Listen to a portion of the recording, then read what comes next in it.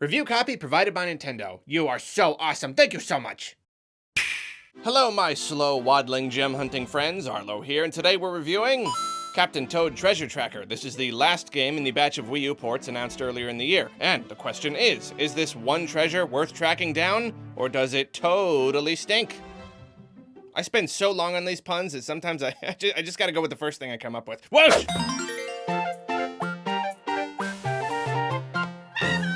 I had a Wii U, but I didn't catch Captain Toad the first time around. To be completely honest, I was in something of a grumpy funk about my Wii U, and at the time, this looked like yet another game in a long line of Wii U games that only looked kinda fun, so I didn't bother picking it up. After playing it though, I now know that I've been missing out on an experience that I'm happy to admit is actually pretty fun. It's not much of a difference, but it's a difference. Treasure Tracker is a spin-off based on the Captain Toad minigames, if you will, in Super Mario 3D World, and even if I wasn't originally impressed by the game, I did think this was a cool idea. Instead of awkwardly chopping off a minigame and trying to package it separately, as was the case with Star Fox Guard, Nintendo took this particular minigame and grew and developed it into its own title. In the game, you play as either Captain Toad or Toadette. Their whole thing is that they can't jump, so they've got to navigate all these Mario-style environments at a very slow pace and with many limitations. Just about the only thing they can physically do other than walk is pull up plants, and they'll turn up a number of different things, pun intended. Coins, mushrooms, a pickaxe power-up that allows them to plow through enemies and blocks very briefly, and even Mario 2-style turnips that can be used to take out enemies if your aim is right. Without the ability to jump around or attack baddies freely, the whole thing becomes much more strategic and puzzly. Between all the switches and ramps and ladders, it's all about figuring out how to get where you want to go, and either how to remove obstacles or avoid them.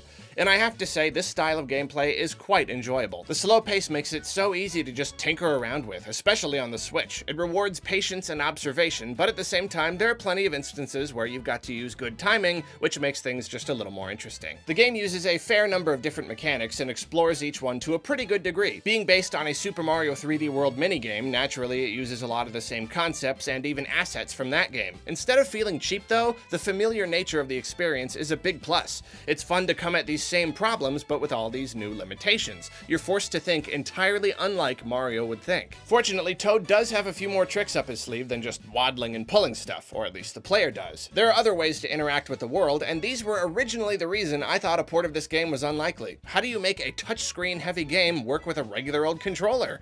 The answer is pretty easily, actually. You've got a cursor, which you can move around using the gyroscope, and of course it drifts around as the gyro loves to do, but it's easy to recenter with a click of the right stick, and it's surprisingly easy to use. This thing is pretty darn accurate, and a really fine replacement for both touch controls and proper IR aiming. This is a topic that I'll probably cover on another day, but this makes ports and remasters that I once thought unlikely, like Super Mario Galaxy, way more doable. Anyway, you can use this cursor to move certain platforms around, and this is fun. It lets you interact with the world and puzzle things out in a way that wouldn't be as easy with a traditional setup, unless you wanted to spend a bunch of time flipping switches. Freezing enemies, though, is a little less intuitive. It's not strictly necessary, but it's helpful enough that you're gonna want to do it, and it can be a little frustrating trying to move around and hit guys with your cursor at the same time.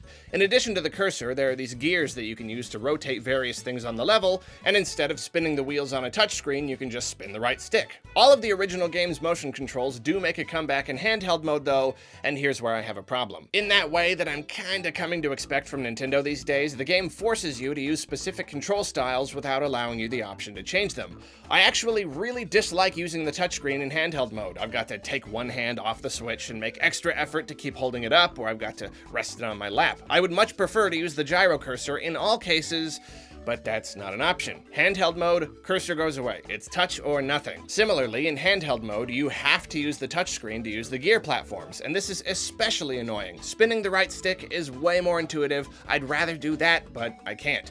Then in handheld mode, you can use the gyro to aim when you're in a turret or playing one of the game's first-person minecart levels. On the TV, though, you're forced to use the right stick to aim. Again, I would love to use the gyro option here. The Pro Controller has a gyroscope. We've been talking about it this whole time. But nope, the stick's all you get. this is all just so confusing. It's not even like they neglected to include options, it's like they actually went to extra effort to remove them. Extra effort to make this less comfortable and to make extra sure we were using one control scheme or another without any crossover whatsoever. It's still by its overall nature a fun game to play in handheld mode, but much like with Super Mario Odyssey, this makes handheld play a little less comfortable than it should be, especially seeing as there's no good reason for it. The last major control input you'll be using is moving the camera around with the right stick. Most of the game's levels are contained in neat little boxes, and as all the game's marketing in the back of the box say, it's like a series of 3D diorama puzzle boxes. It looks very pleasant and clean visually, and it's nice to see basically everything, barring hidden areas, right off the bat. You can spin the camera around and get the lay of the land all you like, and you can even zoom in if you want to see things from a more normal distance. It does sometimes get a little tiresome being solely responsible for the camera though. You're in complete charge of it. Very rarely does it move on its own. It's also a little annoying being somewhere in the middle of the level and you're spinning the camera around trying to get a good view, but you're unable to find one. It's not very fun to control a character when you can't see where they're going. Speaking of visuals, this game looks really nice. Just like 3D World, it's not going to blow anyone away, but the style is so smooth and clean and shiny, and above all, colorful. The animations are all excellently fluid, as is always the case in Mario games. The music is good too, though that's mostly because it lifts a lot of songs from 3D World, which had a great soundtrack. It's got some of its own original tunes too, though I do wish that overall it had a little more variety. Too many tracks repeated too many times. Okay, so I have one complaint about this game that I would call very big. However, I will tell you right now that it's not actually very big. It's not important in the slightest. It really doesn't matter in the grand scheme of things. It does not make this a worse game. That said, I do believe that I shall indulge and talk about it anyway. I do not expect much of a story from a game like this, yet even with basically zero expectations, Captain Toad's story managed to come off as annoying and dare I even say stupid. You start the game and Toadette gets kidnapped by a giant bird. You gotta save her. Be like, fine, okay, that's about what I expected. So you get through like 17 levels or something and you fight the bird and save her. Credits roll. What? What? Why are the credits? Why am I watching credits right now? I know that's not the end. The box says there are like 70 levels. Oh, turns out that was the end of episode 1. Why are there episodes? What purpose does that serve? That still doesn't really explain why the credits rolled between them. Okay, so maybe it's got some episodic story to tell. So you start episode 2. This time, Toad gets kidnapped by the same giant bird in an identical scenario with an identical cutscene, and now Toadette goes after him. Okay, so you save him. Then Toadette gets kidnapped again. And there's a third episode for some bizarre reason with, you guessed it, even more kidnapping. The entire game is literally just Toad and Toadette getting kidnapped back and forth over and over again. There's this little cutscene where one or the other is camping and they watch the bird fly by, but it's just the same exact cutscene every time with only slight visual changes. By the third chapter, the game can't even keep track of who's been kidnapped. You just switch between characters willy-nilly, sometimes without even saving them first. I have no idea how they could take such a throwaway scenario and still manage to make it so weird and frustrating.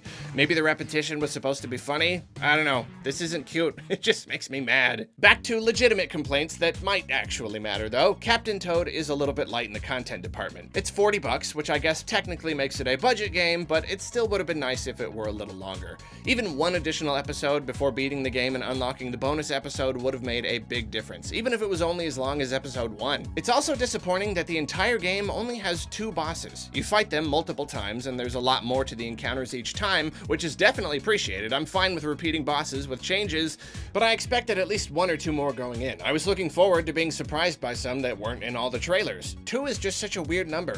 Even 1 would have somehow made more sense. I will say about the amount of content, however, that if you're the completionist type, you're gonna get a lot more out of this game. Each level has 3 gems to find, and even more fun, each one has an optional objective. These objectives can be just about anything, from finding the golden mushroom to killing all the enemies, or not killing any enemies, or not surpassing a specific number of platform taps. You can even go into a level and hunt down a little 8-bit Toad, and between all this, you're looking at a decent number of hours to complete everything. I don't believe any of it does much, but they're fun little challenges to mess around with when you're bored. In addition to these gems and challenges, Captain Toad uses coins Mario 64 style, where however many coins you get in each level is considered your score.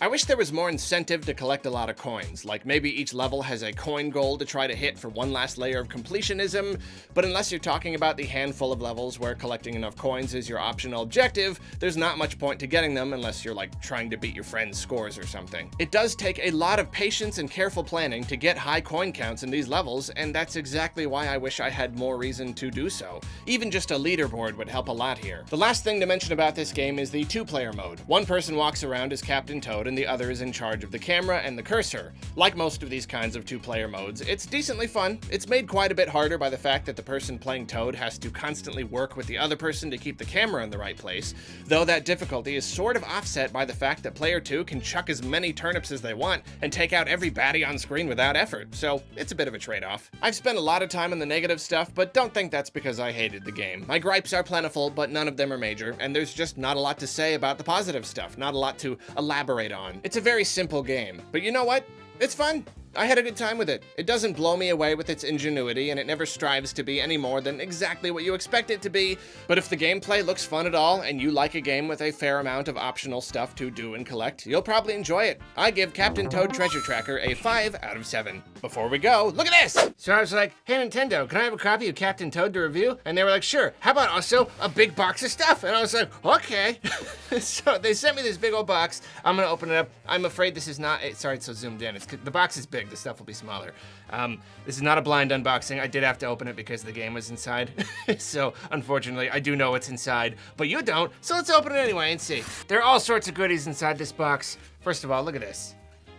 Look at this, that's the cutest thing I've ever seen in my life. It's a little Captain Toad.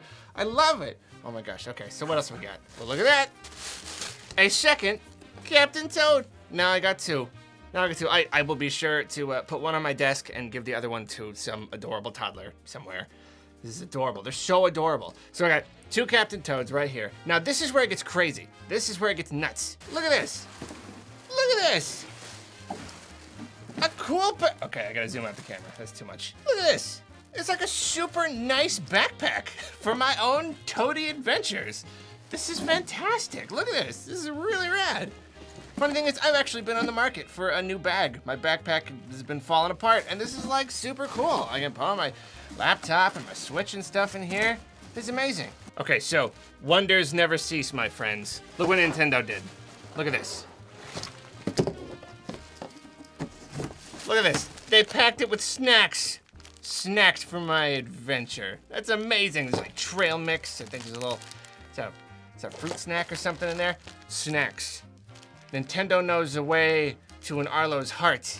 They do. It's through food. Anything else in here? Well, the game was in here too, so imagine the game all nice and neatly, beautifully wrapped, but I ripped it open and played it for the review. Well, look at this. This is just amazing. Awesome, phenomenal backpack. Like, for real, this is gonna be my backpack now. Two Captain Toads, two adorable, painfully adorable Captain Toad plushies, and perhaps best of all, snacks. Well, Nintendo, I gotta thank you. This is amazing, completely unexpected, but there it is. Well, thank you for watching my review / Nintendo gift unboxing, and until next time, don't trust any birds! Not even once! Seriously, take it from me, birds, don't trust them, never. Not after last time. Not after last time.